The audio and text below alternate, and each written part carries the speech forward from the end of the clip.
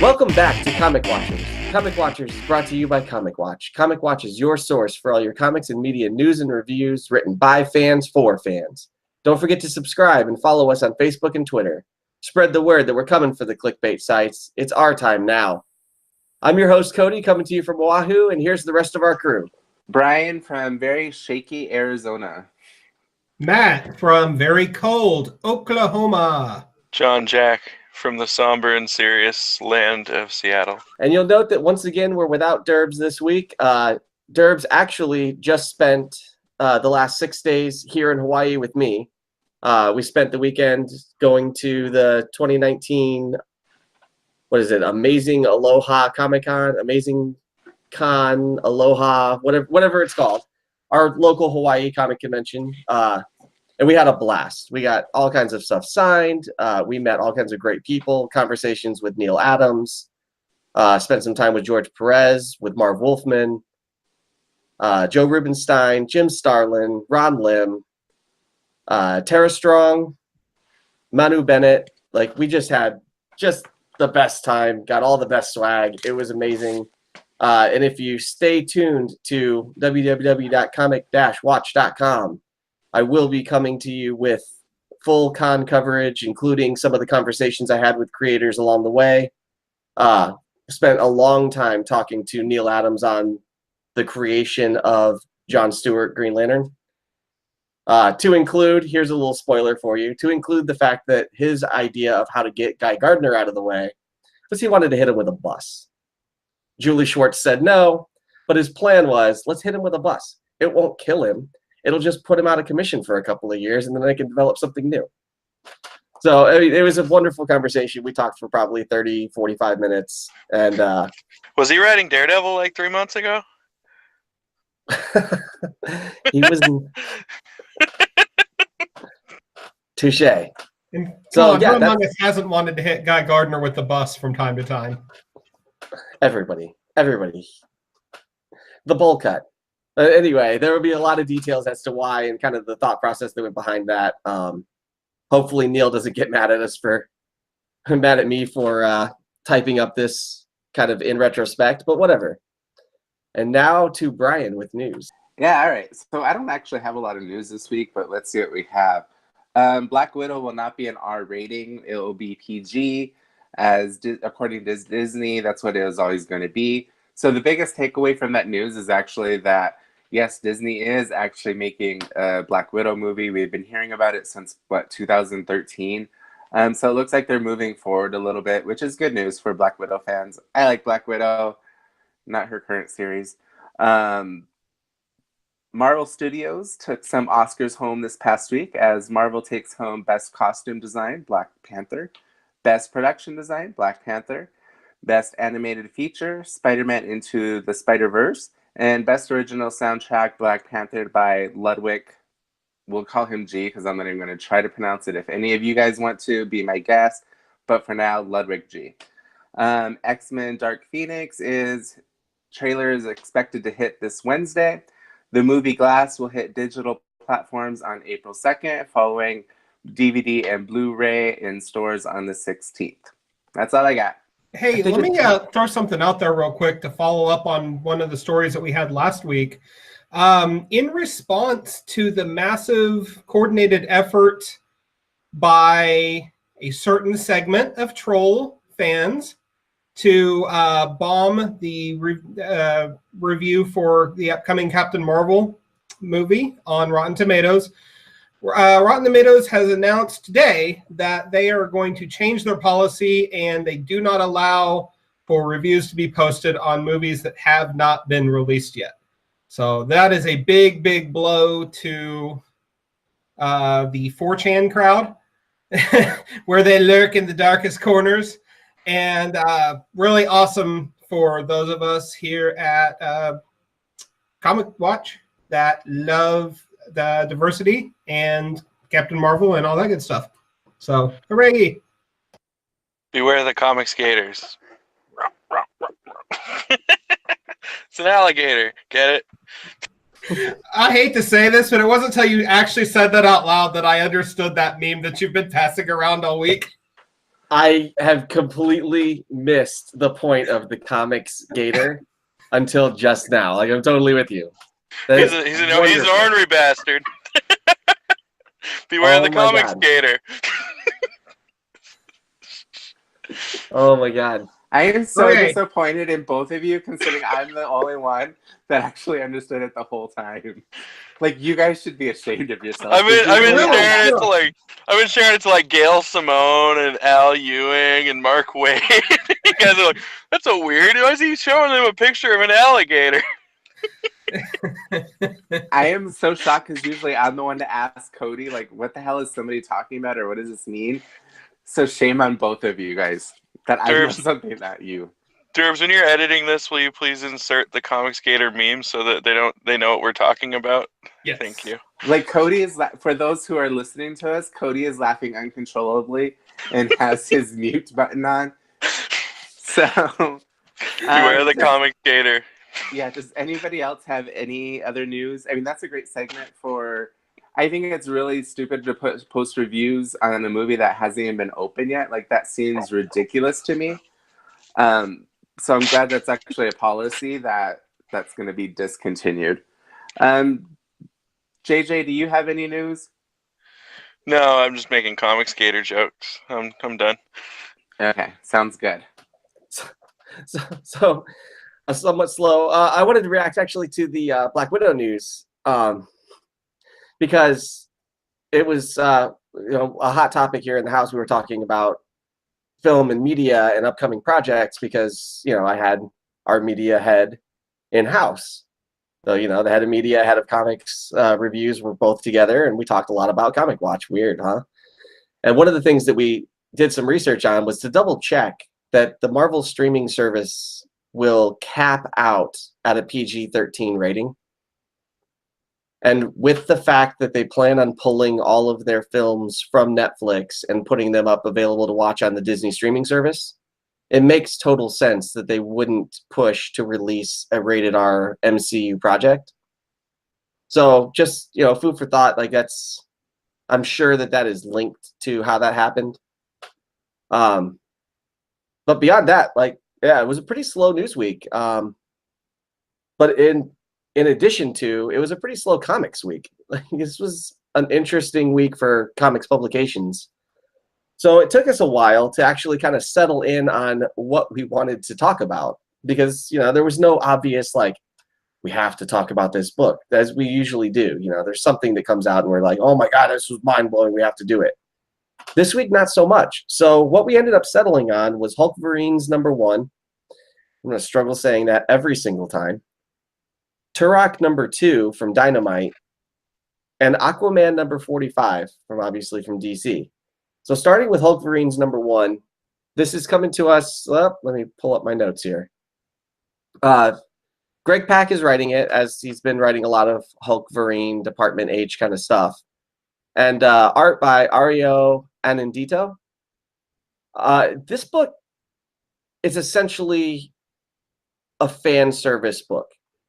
It's a fan service book that pits this new Hulkverine Weapon H character who is, a genetically modified version of a Hulk with Wolverine powers and claws. Sounds ridiculous when you say it out loud.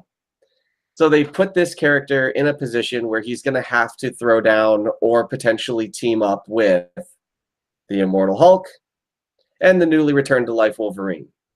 And they pit the leader as kind of the linchpin of how this all comes together. He infects Weapon H with some kind of virus, and then in turn, Weapon H infects the Immortal Hulk, and then Wolverine shows up just like, I don't like people biting on my style.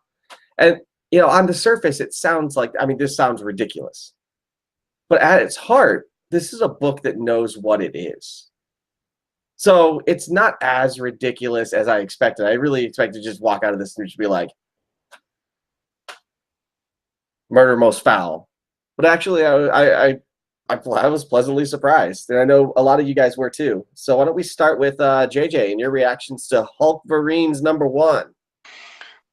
Okay, so I'm sure, as I said with Old Man Quill a month ago, I was not alone in the eye roll when this title was announced.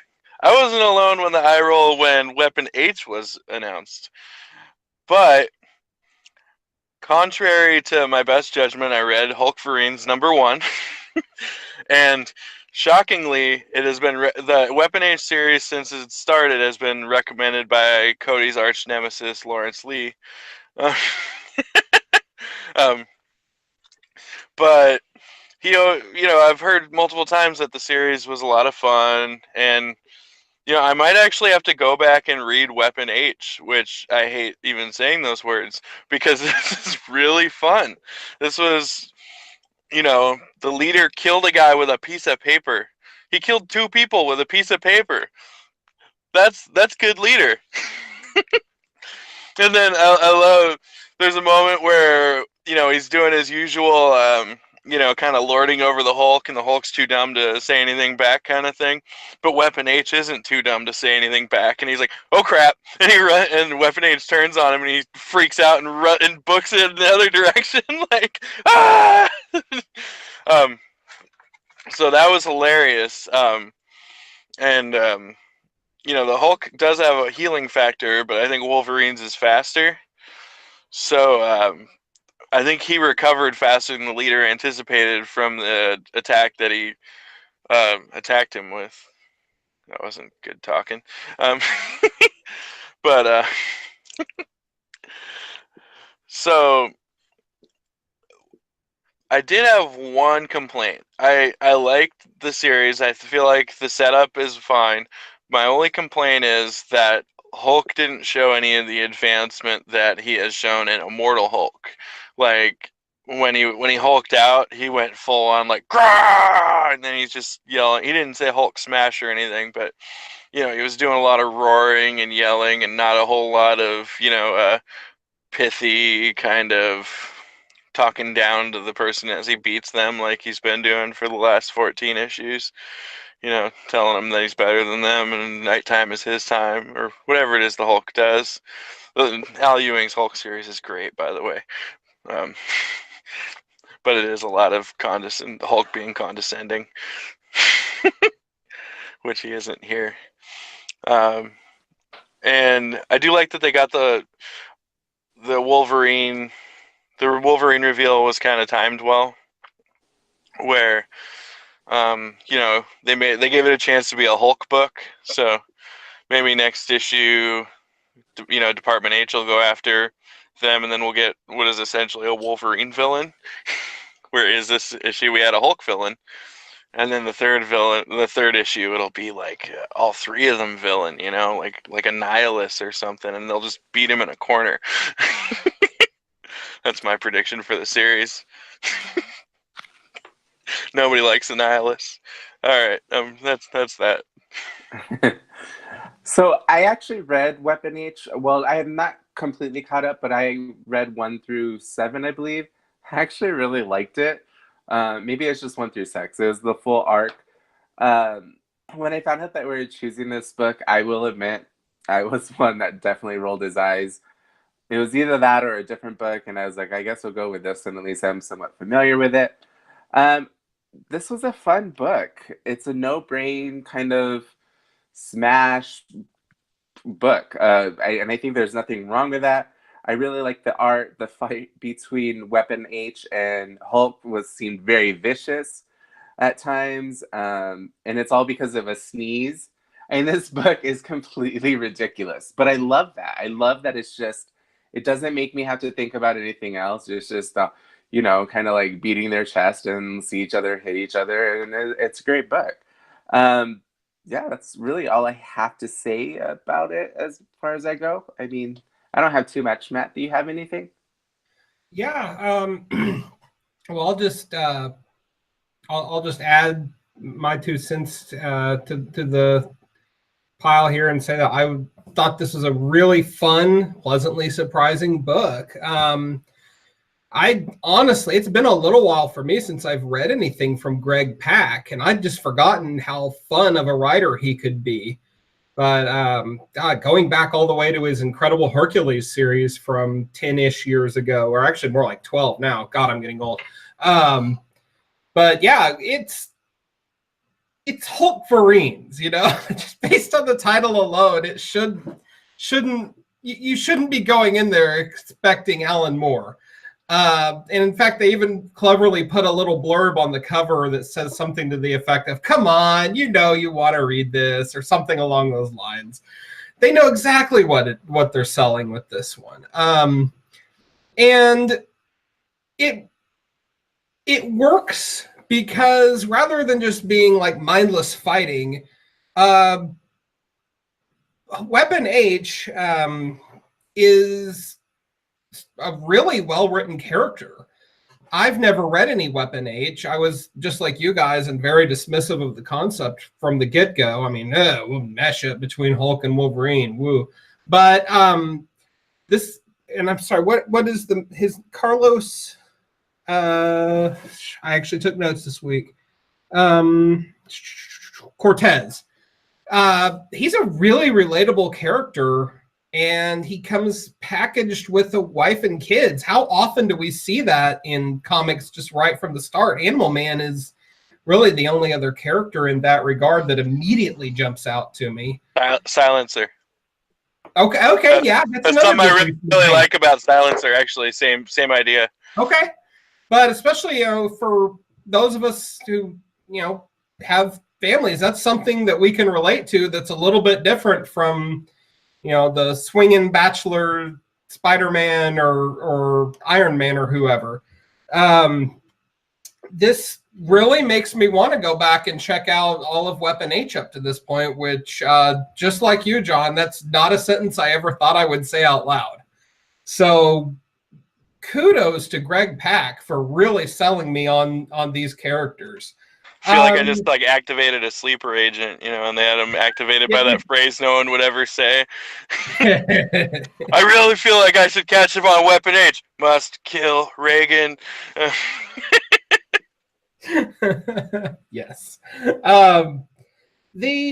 My only real complaint is that there's certainly pages where I felt like the art was a little rough.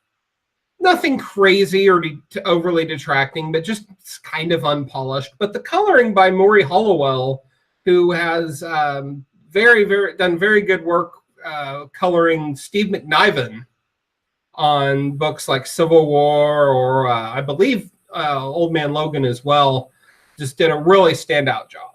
And there's some good juxtaposition of panels too.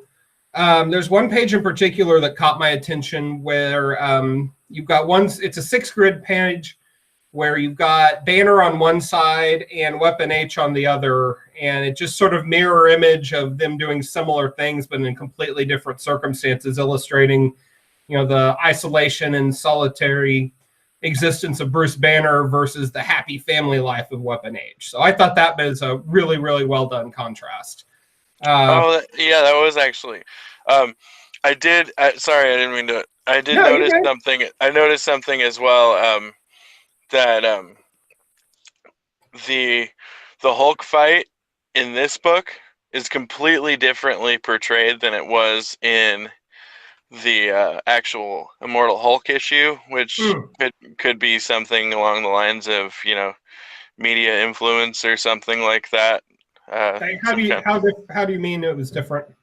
Well, in the and this is actually the way the fight has been. It happened in Immortal Hulk #7. If you guys didn't read, but the Avengers attacked Hulk in a small town in Iowa, and Hulk basically soloed the entire team and was downed by an orbital defense laser employed by Tony Stark, which destroyed the entire town. And every time we've heard that mentioned since, Hulk has been blamed for that town being destroyed. when Tony Stark leveled that town, and no one has mentioned it since, but in 3 different books that I can think of, it's been referenced that it happened. Caught up on Immortal Hulk too. You should. It's really good. I said that earlier, but I thought that I totally forgot about that until because I think it was one of those pages where they were showing the back and forth of their lives, which was great, like you were saying. But I remember noting that and wanting to mention that it seemed like his perception of Bruce Banner and Green Hulk, was kind of being warped by public perception or media bias. The media has been reporting a rampaging Hulk for 20 years or however Yeah, many you're years it's. Yeah. So of course the Hulk destroyed a town in Iowa, and nice friendly Iron Man did not disintegrate a town in Iowa. Wah, wah, wah. Sorry to interrupt you again. No, you're good. You're good. But actually, that was really it. I guess on to our next book, Cody. Yeah, I mean, just one final thought. Like, I mean, it's already been said, but I want to kind of reiterate the idea that this is a very self-aware book. And Greg Pak is known for this kind of notion of self-awareness in his writing. So, like, this book knows exactly what it is. It knows exactly what it's trying to do and has just full acceptance of that. And that gives them a lot of freedom to not get sucked into, the hype machine, not get sucked into, this kind of fandom criticism, because it can do what it wants to do as long as it recognizes that, people are going to disregard this book. So I did read the crossover that the Weapon H came out of. That was back in like Weapon X, and crossed over into a Totally Awesome Hulk, a couple other books. So I knew that this character was interesting and relatable, and still somehow didn't read Weapon H, but I'm with you guys. Like, I'm going to do it. I'm going to get caught up on Weapon H. Nicholas Duncan is our reviewer on it at Comic Watch and has been raving about it for, 12 issues now? So let's do it. Let's do it. Fuck it. Maybe one of these days we'll do a recap review of Weapon H, since most of us are reading it. So on to our next book, Turok. The Dinosaur Hunter is back at Dynamite. Now, I don't know about you guys, but like most of my familiarity with Turok is the video game and the Valiant series with the bright, shiny covers and not a whole lot else going on. Now, I know he's a Golden Age character. I think he comes out of Dell Comics in 1954. Yeah, it was Dell 4-color. Yeah, nice. I drink and I know things. So Turok 2. This is a new series launched by Ron Mars and art by, I have notes. I swear I have notes that I keep burying here. By Roberto Castro. The first issue was, your typical setup. Like, we've got, American Indian Turok and his brother running away from a bounty that's been put out on them or whatever, like a relocation effort by the United States Army. They're in Colorado. The Army's trying to push them back to Oklahoma. Nobody wants to go to Oklahoma. So, Hey, sorry, Matt. bastard. So nobody wants to go to Oklahoma, and they're on the run, and they trip into a portal. End of issue 1. Issue 2 is they've been followed into this portal by this squad of, essentially Confederate soldiers, and they find themselves in the land that time forgot, the lost land, however you want to phrase it or, conceive it. We don't know. The really. official place is called the Lost Valley. Lost Valley? In the comics. Okay. So, like, we don't know, as far as I understand, as far as my reading, that it's actually in the past. It probably will end up that way, but we don't really know that. So, I mean, that to me is somewhat intriguing.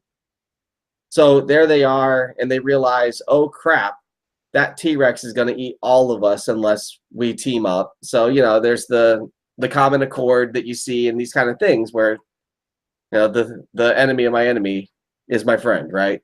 So they're teamed up. You move towards the end of the book after a whole bunch of soldiers have been eaten, and then they come face to face with, what's the caption say? A modern woman. And it looks like Tank Girl. Like, it looks. I was like, going to say Lara Croft, but yeah. Yeah. Like that. My first thought was, oh my God, it's Tank Girl. Is this a crossover? What's happening here? And clearly, this not only somebody... is she surviving in the Dinosaur Valley, she is thriving. Right, right. So I mean, it's kind of exciting to see where this is going to go, because this is a Turok story unlike any that I've ever read. You know, bows and arrows and dinosaur killing. You know, now all of a sudden you have this added wrinkle of, you know, the imperialist U.S. Army and modern conventions. Like that's I don't know. I'm excited for this. So what did you think, Matt? I enjoyed it. I don't think I was quite as high on it as you were. Ron Mars is one of comics' most underappreciated writers, I think. I've been a fan of his since Kyle Rayner, Green Lantern, back in the day. Best Green Lantern ever. But I'm completely unfamiliar with Turok, other than just on a conceptual level. I've never read any of his comics, so I was completely cold going into this. I was a little thrown at first because I didn't realize it was a total reboot. So I was sitting there, and on the first page, I think it says 1873. I'm like, wait a minute, why are there dinosaurs in 1873? Oh, duh, because of the warp. But I enjoyed it. I'm glad we actually led from Hulkverines with this, because I found there was a similarity between the two books, and that's that it is what it is. You know, it's not trying to do anything deep and crazy. It's just, well, here's a guy with a bow and arrow and some dinosaurs. Have fun. The difference between the two books is that whereas Hulkverines is just plain fun, Turok is more about that primal survival and that drive that pushes that common drive that pushes the enemies together. The Turok and his brother Endar and the Confederate soldiers, who, frankly, they kind of all blended together to me. I don't remember any of their names, but those are Union soldiers. That was just. No, yeah, I say Confederate. My bad. Yeah, so did Cody. Oh. They're just We U.S. won't Army. Cody for my mistake. But yeah, the United States soldiers. The art, I don't know if any of you guys thought this, but it kind of reminiscent of Adam Kubert in a lot of regard, which he's one of my favorite artists. Very much so. Yes. Yeah, that I really enjoyed that. I don't have just a heck of a lot on this. I'm not sure if I would. Personally, I think I'd read it, but I'd probably wait for the trade. Something does need to eat Andar at some point, I think. He's not Wesley Crusher levels of annoying or anything like that, but he's not really adding anything either. Maybe just one solid shut up, Andar. Yes. Shut up, Andar! Something. Yeah.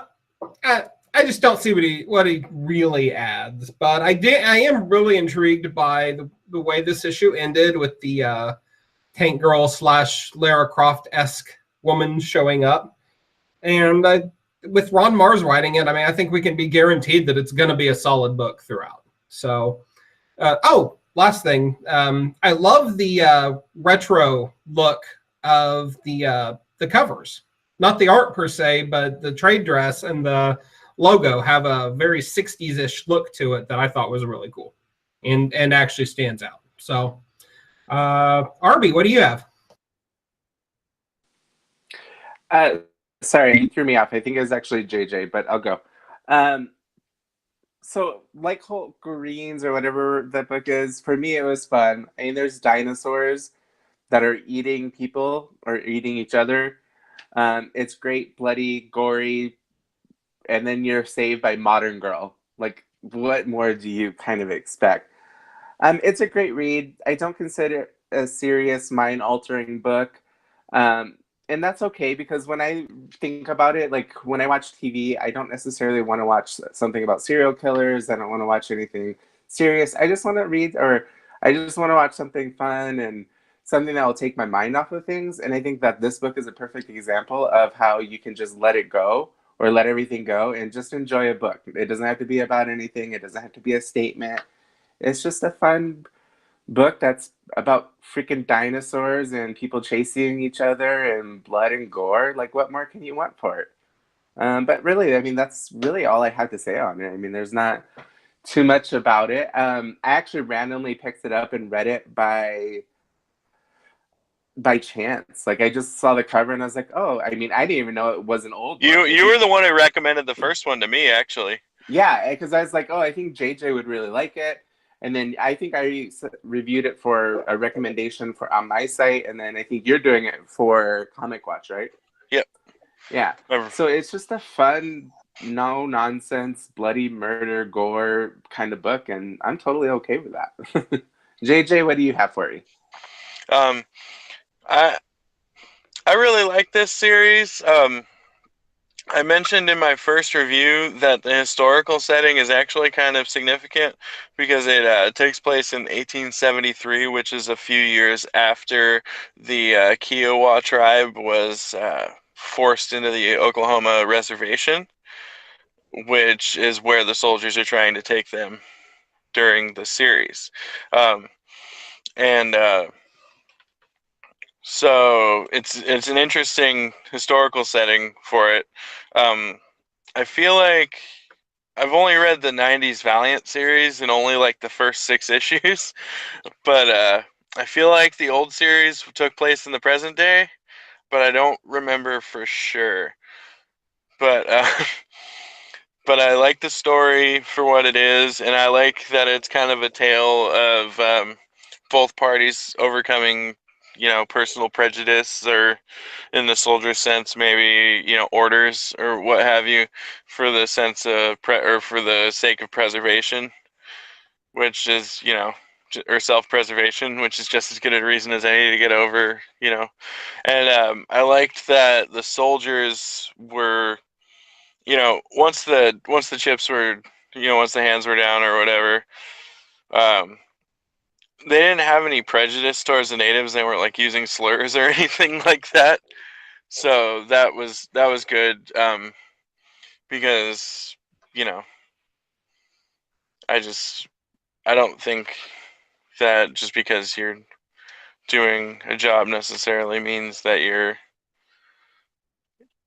biased or hateful towards those people. The soldiers are just Here, doing their jobs. here. Yeah. As a former soldier myself, like, yes, very Yeah, much so. yeah, exactly. The people you're shooting at doesn't necessarily mean you hate them always.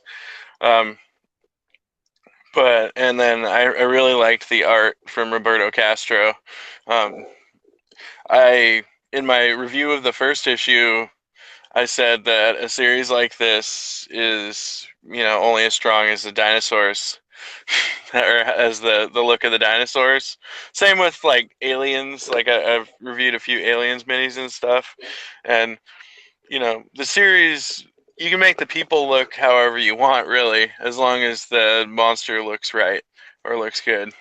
And I think the dinosaurs in this series look really good, and we had a really good splash page in the first issue, and in the second issue we also had a good splash page with kind of a sweeping visual of the valley, and like, kind of like I think it was the end scene of the Lost World slash the opening scene of Jurassic Park 3, where we got that nice like aerial shot of the dinosaur. That was like the best part of the whole movie for me. Both movies. Just seeing the dinosaurs go about their business. I would watch. I've mentioned before. I would watch an entire movie of dinosaurs just going about their business with no dialogue whatsoever. I'd be fine with that. Oh, there is actually an OGN coming out from Oni, I think, called Cretaceous. That is exactly that, and I love it. um, oh, last thing. I did want to mention that Mars actually has a self-published OGN that's coming out soon, also called Harkin's Raiders, where he has teamed up with his Green Lantern co-collaborator Daryl Banks, and it's a self-published World War II series about I don't have a lot of details about it, but it's like a squad behind enemy lines trying to accomplish some goal. Sounds really cool. It's called Harkins Raiders. You can look it up. I think they have a Kickstarter or something like that. I think it's already funded, but you can still contribute and get stuff, I think. I wanted to mention it because it looks really cool. Yeah, absolutely. Ron Mars has been good to us here at Comic Watch. He's in constant communication with us. We review his stuff. He talks back. So yeah, if you have a chance, go check that out. Harkins Raiders. Support Ron Mars. Like, this dude has been an industry stalwart for a really long time. He's done some Heck of really a nice great work. guy. Nice guy. Yeah, absolutely. Yeah, if you want to get a frame of reference just for how long he's been around, this year is the 25th anniversary of Kyle Rayner's debut. Oi! Oi! Wow. Yeah, he was talking. He mentioned that on Twitter the other day, and I was like, "Oh God, I'm old." But yeah, I mean, yeah, he's been around a minute, and I don't feel he's ever gotten the props he deserves. Yeah, I can agree with that. Like, he's never in that conversation of, greatest writers of the 90s or whatever. You just never hear anybody say it, but I mean, it's true. Like, he did some great stuff. Like or hate Kyle Rayner, the narratives were well constructed. So, Ron Mars, we love you. We got you.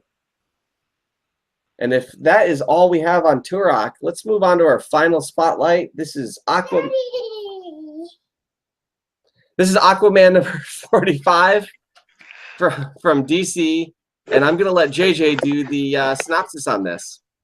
It's Aquaman 45, written by Kelly Sue DeConnick, with art by Robson Rocha. Colors, I can't remember. Sorry, I review this book on the site. And I didn't write anything down because I know Artemis was going to burst in at that exact moment. But, yes. All right, Aquaman 45. So, we open on after the oceanic demigods of the island have dunked Arthur in the water and kind of exposed him as, I assume, being some kind of water-breathing something or other. So Callie throws him on a boat. Callie throws him on a boat, and they set sail. As they set sail, we're treated to just stunning visuals of the tale of the first ocean gods. And it's the king of the water and the queen of salt. So the salt water. They make the ocean. And they have 4 children, fire, wind, air, earth. And there's one other one. But they grow jealous of their father's power, and when the mother says there's nothing they can do, they kill him in his sleep. It's wind, JJ. I think it's wind. I did say wind. Oh, never mind. Thanks, Ryan. But so they kill the ocean. I can't say ocean master because that's a different guy. They kill they kill the water god. I guess we can call him Poseidon, even though he's not named as such. But they kill him in his sleep, and in her vengeful rage, the Queen of Salt splits herself into, I think it was 5 beings. I read this about a week and a half ago. Sorry. She splits herself into 5 beings. Don't give me that look, Brian. I can see you. But and the beings fight with the 4 children. And the 4 children give of themselves to create humanity. The god of fire gives himself to create the sun, and basically they make the earth. Interestingly, Aquaman is a creationist, not an evolution fan, I guess. But so they sail on, Aquaman and Callie. We're back to Aquaman and Callie. and they run into some salt spikes, which knock their boat over, and Aquaman does that. Aquaman finally touches the water, like swims, which he hasn't done in 3 issues. And he does that perfect, like Aquaman, where you can't really tell if he's kicking or not. He's just kind of whoosh with her and saves her, but delivers her essentially right into the hands of Nama, the salt goddess. And it turns out Callie was one of her missing pieces to make her whole again, at which point she will kill everybody. She holds a grudge for a long time. She's an angry lady. All in all, I feel like this was the series got off to a bit of a slow start since Kelly Sue DeConnick took over in issue number 43, and I feel like this issue pieces definitely fell together. It pulled the further two, the earlier 2 issues in tighter to make them worthy of rereading, which they might not have been otherwise, and makes this into more of an epic, sprawling tale rather than just a comic book arc. And out of nowhere, I'm excited for the next issue. And I wasn't excited for this issue, and I wasn't excited for the issue before. So that's saying something. Good job, Kelly Sue DeConnick. I don't know. I'll stop making ocean puns in the reviews maybe soon. Or maybe I won't. Someone else go. Yeah. So you touched on something that I feel is really relevant here, in that this is a living narrative. Like, this is a living, breathing narrative in ways that we don't always see in today's comic culture. Like, we have seen it in the past, but it's kind of become a, what have you done for me lately kind of culture. What happened last issue, and then what happened last issue is not really super important to what happened this issue. So, like, by this third part of this story, it is impacting the ways I read the previous issues. And that is great storytelling. That is in the mode of epic, right? Like, epic in the classical sense, like the Greek sense of narrative. So, I mean, what Kelly Sue DeConnick is crafting here really is a modern day epic. And we haven't seen one done in this mode in quite a while. Nothing that springs to mind where I'm like, oh my God, yeah. Because, yeah, the first issue is slow. It establishes, it's post Drowned Earth. Arthur is lost, and he shows up on this island, passed out. And that's the end of Drowned Earth. Like, the last thing you see is Arthur unconscious on the shore of someplace. So you get the island, you start meeting its residents. They're clearly struggling, eating potato stew, no fish, whatever, right? And it's like, okay, cool. He's on the island of misfit toys, and things are happening. Then you get to the second issue, and for the first 3/4 of the second issue, it's like more of the same, right up until the point where they start to introduce this notion of a pantheon of gods and goddesses that haven't gotten any exposure, that nobody knows about, that have congregated on this island because, that maybe it's a Native American sea god and a Middle Eastern sea god that have been overshadowed by the notion of Poseidon, who is this great theatrical god. I've got my trident. I'm riding twin dolphins as jet skis. Like, I am fucking Poseidon. Release the Kraken. And now you got release the Kraken, right? And you've got all these other lesser gods from I don't want to say lesser religions, but religions that history has lost. Like, in that way, it reminds me a lot of American Gods, where, Gaiman is reaching out and pulling in like Anansi and various other gods that have not made their way in the new world. So Kelly Sue DeConnick here is introducing an entire pantheon in like 10 pages. And then you move into this issue, and this issue is we have the need for a champion. We have a legitimate problem. Here's the threat.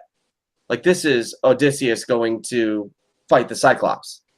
Like, this is really classic, great storytelling. I know I'm ranting and raving here like a complete lunatic, but I'm really impressed with this arc. Like, this is the first time since Peter David wrote Aquaman that I have felt this emotionally invested in the mythos around Aquaman. You know, Jeff Johns did a great job with the character of Aquaman himself, but not like the greater scheme of, you know, what's Atlantis and the ocean. Like, Atlantis is one small part of the ocean. Like, they're going deep. Like, they are going deep in the mythology, and I am totally into it. The art is stupid, just gorgeous. I mean, ridiculous. Roca's art is, like, I need more Roca art in my life. So shut up, Brian. But yeah, so I mean, like, I'm totally in. I'm fully on board. I highly recommend this arc. I think it will read better in trade, but I don't care. Like, pick this up. You'll be doing yourself a favor. In 20 years, you're going to be really glad, because this is going to be what I think is a foundational Aquaman arc. It sounds contradictory, right? Like, how can it be a foundational Aquaman arc? He talks to fish. Nobody cares. But really, like, this is quintessential Aquaman. This is as good as it gets, folks. Check this out. And now I'm supposed to kick it over to Brian. Yay! Originally, when I first read it, I was like, "It's fine. It's a fine book," and that was the end of my comments for the book. I did really like the art, for one. I do agree with you guys. I think that it's going to be read amazingly in art. I did like the mythology behind everything of how they're putting it together. I didn't know that they were going that deep into it, but you know, as Cody was saying, it's going in really, really deep. And yeah, I mean, is that a sex joke or an ocean joke? I can't tell. Well, okay, so nothing. It can be whatever you want it to be interpreted to. So, I mean, I think it's a good book. I think you guys are right. I think it's great storytelling. I think that it's going to have the big deliveries, and I think that there are going to be certain books that are a little bit slower. I think we've really gotten spoiled in the fact that most books that we read are bi-weekly, and that it's so easy to keep up because there's one book after another, and barely time to catch up with it. And then Aquaman is kind of 1 month, 1 month, 1 month. So I think it kind of makes it seem like it's slower, but I think it's really good storytelling. I'm going to wait for a trade paperback just because I read so much that I have to find that time. So for me, it's going to probably be a better payoff in the long run. But I mean, I think it's off to a great start. I really want to see where it's going to go. I'm just going to have to wait longer than the rest of you. But that's all I have to really say. So let me piggyback a little bit on something you said, Cody, without getting stepping on your toes too much. But this story just completely kills the idea that Aquaman is just the guy that talks to fish and swims. Sorry, Khal Drogo, you had your chance, and all you were was very muscular and bro-ish. But yeah, this issue completely kicked things up a notch. So I was a huge fan of Dan Abnett's run that preceded this, and I kind of had I was pretty sore of it. I feel like he got shortchanged a little bit and taken off the book because Kelly Sue DeConnick is the quote unquote bigger name writer, whatever. And I'll be honest, that first issue was so slow and nothing happened. And I didn't think twice about dropping the book off my sub list. And so last week, John, you started talking about, oh my God, issue 45. You guys have to read this. I was pretty skeptical. But what everyone has said so far about how good, how high the quality of this book is no exaggeration. The story is at once intimate, but also epic in scope. And the that it's hard to overstate how big I mean by epic in this sense. This is foundational. It does go to everything that we know about Aquaman and the ocean, and just it's such a huge canvas that DeConnick is painting on right now that I actually had to go back and reread the issue just to make sure that I hadn't missed something, because it is just huge. The art is phenomenal, absolutely phenomenal. Pencils, inks, colors, the whole 9 yards. Damn it, Brian. Stop that. I completely lost my train of thought there. But I do believe that going back after this issue in particular and rereading the first two will be a very rewarding experience. You catch things that you probably didn't catch before. And that's good, because the story started out with it being an amnesia story. And amnesia stories suck. You know, there's a reason that they're such a punchline. Is they're predictable, they're boring, they're soapy, etc. But Titan season 1, we're looking at you. Looking at you, Titan season 1. I'll take your word for it. Not one, but two people who don't know who they are. Yay. Let's not get too far off on a tangent. But yeah, man, I have really nothing bad at all to say about this issue.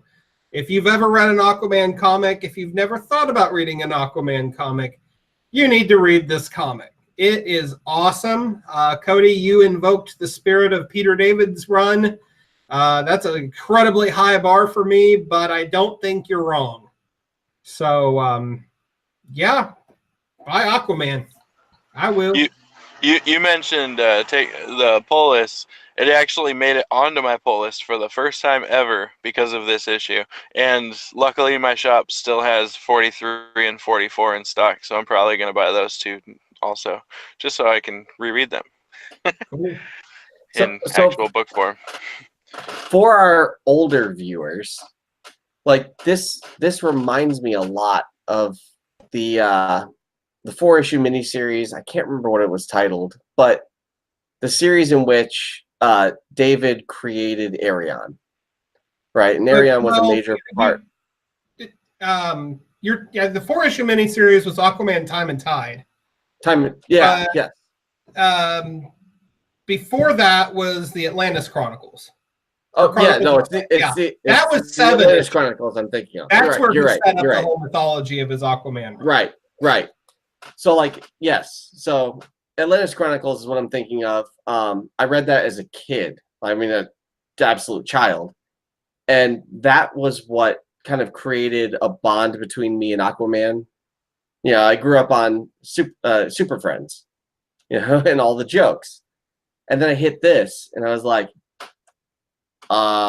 yeah, okay, I see we've upped the stakes here. And I was a kid that was reading, the Iliad and the Odyssey and Beowulf, all these like great epics. And that was clearly a great epic. And I see that happening here. And I mean, that's important. Like, that's good for the industry. That's good for the entirety of the medium to have these moments in time. So, I mean, don't miss this moment in time, like so many have so many times. This is the time to be reading Aquaman.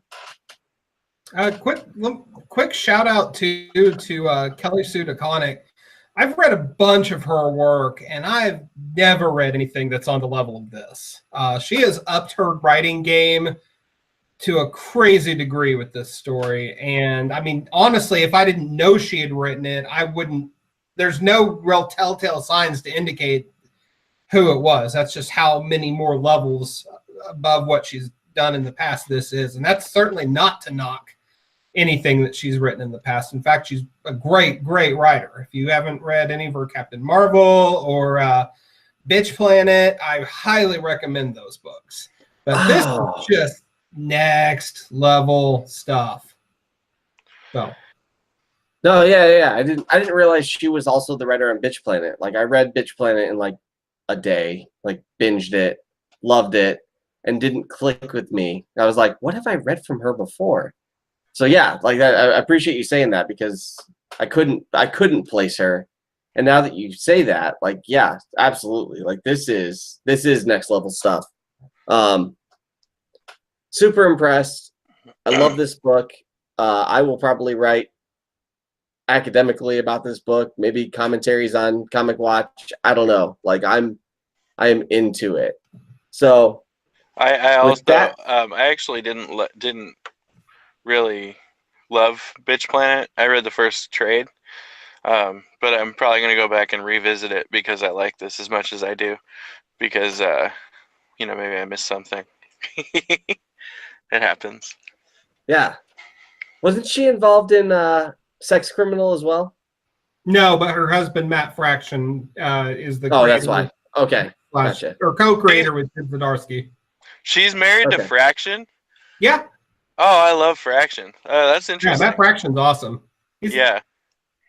He navel gazes a little bit at times, but it's done in a tongue-in-cheek way that doesn't bother me. I'm excited. He's making his DC debut in a couple months, actually, on a Jimmy Olsen book. Yeah. Ooh, yeah, I just saw that. Spinning out a Leviathan. Wow. First time Jimmy Olsen's had a solo series since, like, the 80s. This isn't like a one-shot or anything? It's an ongoing? I think it's a mini. It's either a mini or a one-shot. I'll still get it. That's awesome. Yeah. Yeah, absolutely. So I think that's, I mean, we have raved enough about Aquaman, right? Like, y'all get it. Everybody out there in the Etherverse, y'all get it. Go buy this book. So what has everybody been reading this week? And what are you looking forward to next week? Dracula. I've been reading so much Dracula. I got the Tomb of Dracula omnibus in the mail about a week and a half ago, and so I dipped into that. I'm like 14 issues in at this point. Tomb of Dracula from the 70s is amazing. It starts off a little bit slow, but around issue 10, it picks up a bit. Blade is introduced in issue 10, actually. That's his first appearance. Was in like 74, 75. And I'd say issue 12 is one of the better, just if you're going to read a random one-off back issue, Tomb of Dracula number 12 is just hands down great. And then I needed a Dracula break, so I read Gotham Central for a bit, and that is also just great. But for next week, I'm looking forward to Freedom Fighters number 3 comes out, and I already read it, and it's really good. And surprisingly, I read Action this week's Action, and I was very pleasantly surprised. I haven't been super into the Bendis Superman stuff, but his last issue of Superman and this issue of Action, I've really enjoyed. So I'm kind of feel like Bendis might be hitting a point in Superman where I'm enjoying it, and I suddenly am down for this Leviathan crossover, and I'm going to be reading it. Cool. Well, I've been reading Marvel's Generation X, a classic from my childhood. It also tells you a little bit of how old I am. Everyone in Generation X is like 50 now, but so these aren't kids anymore. But I had the first, I think it's 25 or 26 issues were written by Scott Lobdell. Most of them were drawn by Chris Bacalo, one of my favorite artists, excuse me. And it's not the greatest work of fiction you're ever going to read by any means. And roughly every 10 years or so, Marvel decides that they need to introduce the next generation of X-Men. Well, this was the one that was introduced for me when I was coming up. So they're mine, damn it. And I have an affinity for these characters. Even Skin, whose incredibly on the nose code name is endearing to me to this day. And I'll never forgive Chuck Austin for offhandedly killing him by nailing him to a giant cross. So, but yeah, I lost my run years ago, foolishly gave it up because I thought I was too cool for it. And then I pieced it back together recently from 50-cent bins. Totally worth it. What I am looking forward to this coming week, Martian Manhunter #3 from DC. I can't. Yeah, that's right. I saw that look. I cannot say enough good about this series. Steve Orlando is absolutely killing it. He's creating this just whole world and whole culture of on Mars for John Jones and his people that on a level that we've never seen before. There's all kinds of crazy little details that just shows that he put an insane amount of thought into this. And the art by Riley Rossmo is not going to be for everybody because it's real weird. But I don't have a better word for it. It's weird. But it fits the story perfectly. So I can't, and it's been like a month and a half since #2 came out, damn it. So I'm ready for the 3rd issue. I got to read Doctor Strange Volume 1. That was really good. I never really liked, I can't say I really never liked him because I never read anything from him. But I enjoyed it a lot. I was sharing stories with JJ. The art is incredible on it. I would definitely recommend picking up his new run. I can't remember then who it was written by. JJ, do you know offhand? Because your mind works amazingly. Mark Waid, that's right. Because I remember reading it. I was like, oh shit, I didn't know he wrote it. God forbid if I can actually remember that when I'm talking about it. But other than that, it's a great first volume. I can't wait to pick up the second. I did rate it in trade and was able to read it all in one sitting. Usually trades sometimes take me a day or two, but this one was just one through the end. I am actually looking for Buffy the Vampire Slayer #2. If you like Doctor Strange, you should check out, they have an epic collection called A Separate Reality. That is the Steve Ditko run and then the start of his solo series, which was not Ditko, if I recall. I might be remembering that wrong. But you should get that epic collection. I got my copy on eBay for like $13. So, and it's like 600 pages. It's epic collections are amazing, especially if you're not picky. You can find them on eBay for like $10-15 and then get like 25 issues of a series from the 70s or 80s. Real quick, I did want to add another one that I read over the weekend. It was trade by Comixology Unlimited. Gave it to us by Boom Studios. It's called Grass. I just want to say Glass for some reason. Grass Kings. Totally recommend it. The art is stellar. It's different than anything I've ever kind of seen before because it's all almost water paint. It seems like it's not, but it just seems that way. Who did the art on that? Do you remember? I'm sorry. No, he doesn't remember. Come on. No, come on. Are you new here? Yeah, I don't remember who wrote it, and I was actually speaking with him on Twitter. Like that's how bad my memory is. But Tyler or something, I don't know. Anyways, go read it. It's Grass Kings. It's about this kingdom that runs without the government, a small town over that's ran by the government. They have beef. I'm from a small town, so I can totally relate to some of the things that are being said and being done. Just go read it. It's an awesome book. Sweet. Yeah, I've got it on my list. Things to look for.